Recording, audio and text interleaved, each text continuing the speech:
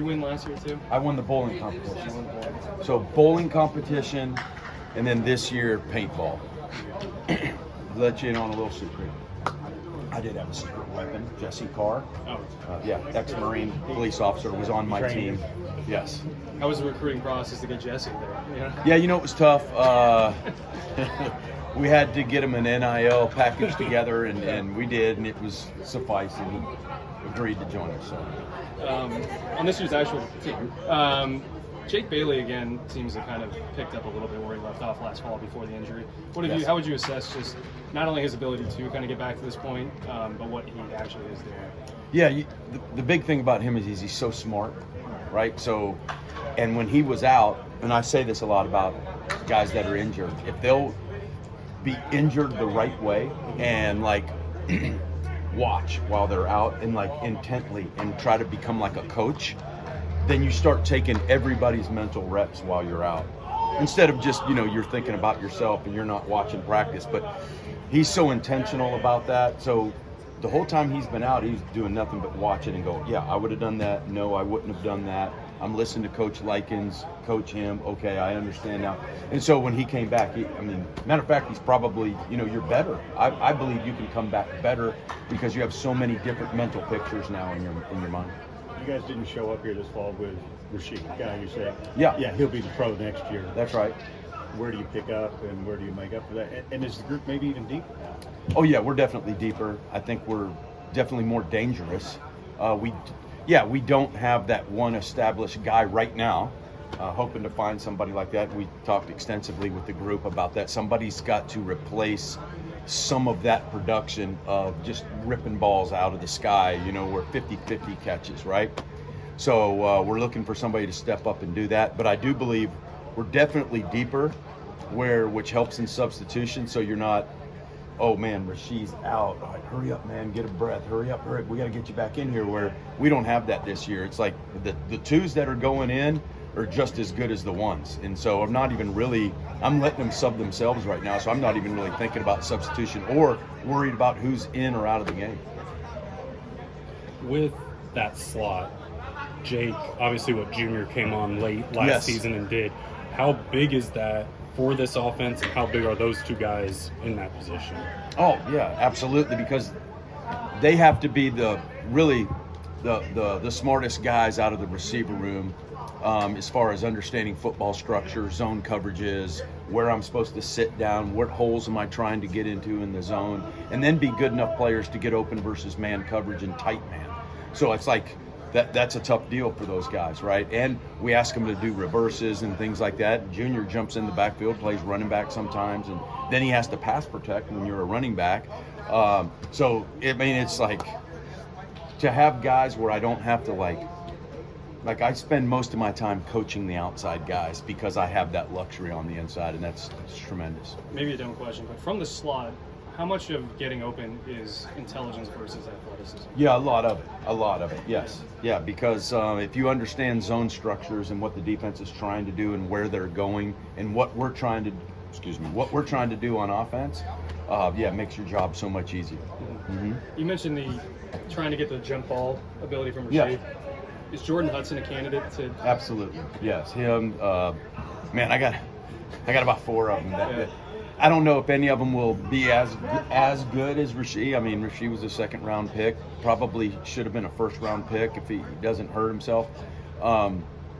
But they have the ability to do that. And I think Jordan's one of the top candidates for sure to do that. Mm-hmm. On Jordan specifically, just what have you seen from him since he came here? Obviously wasn't here in spring, comes here. Yeah, he's a natural, aggressive, ball in the sky, go get ball guy. Mm-hmm. Like, that's the one thing I noticed about him. He could do, and I talked to him right now, he's doing some things, because he's new. Like, he just got here. And so, yeah, he'll have a busted assignment here and there. But when that ball's in the air, you can see it. His eyes get big, his toe sticks in the ground, and he attacks the football. And that's what you got to have to be a great receiver, a guy that attacks the ball, which, like you mentioned, Rashee was that way.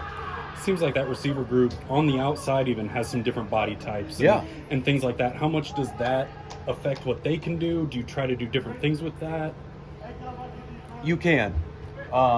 But one thing that we did do is we moved some guys around and stacked them to where, when if Curly and Keyshawn, say, are on the same side, they're both kind of the similar speed type dudes. So, like, the quarterback's not having to look around and go, oh, I just lost my speed guy on this side for this play. Now I need to start. And we don't want the quarterback having to do that, right? So you try to kind of have a little bit of that element where you're not switching too much of the body types around, and we kind of stack them in those positions. With Junior again, just seems like obviously his play has kind of spoke for itself. Yes. But his maturity level, we talked a little bit about. What have you seen even from what he gained last year in that time to then this off season to now? Yeah, I'm just so proud of him. I can't say enough about him. You know, from when I first got here to right now, his leadership, his attention to detail, he has become what I talk about when I first get here. To be a great player, you got to learn to be a detailed-oriented guy. Just like in all of our businesses, our work, what we do, you can't be lazy. You got to sacrifice your time for preparation to be elite. And you know, when I first got here, I wouldn't say he was like that, but I can say he's like that now. And so that's why I'm so proud of him. And he's also like my enforcer.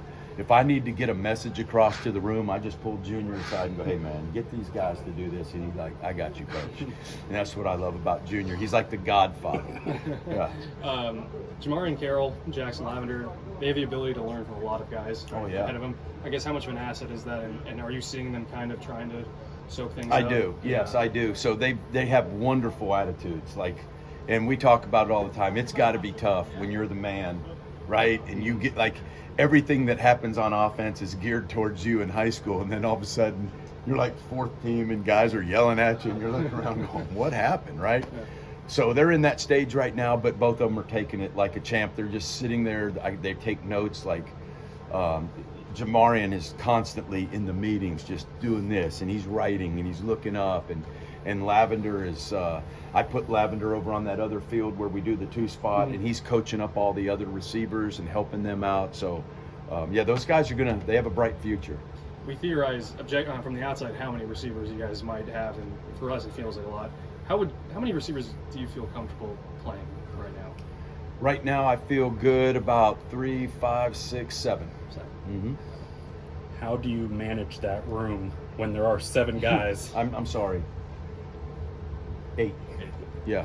When there are 8 guys who have that ability, who have that trust, but there are only so many spots on the field, and then there's only one ball on the field. And how have you seen them handle it? Yeah, you know, people say in the coaching profession that's a good problem to have, but sometimes it can be a problem if you don't get on the front end of it. And so we talk a lot about being unselfish. We talk a lot about being uncommonly unselfish, and it's not easy because they come out here, as you see, and they work their tails off.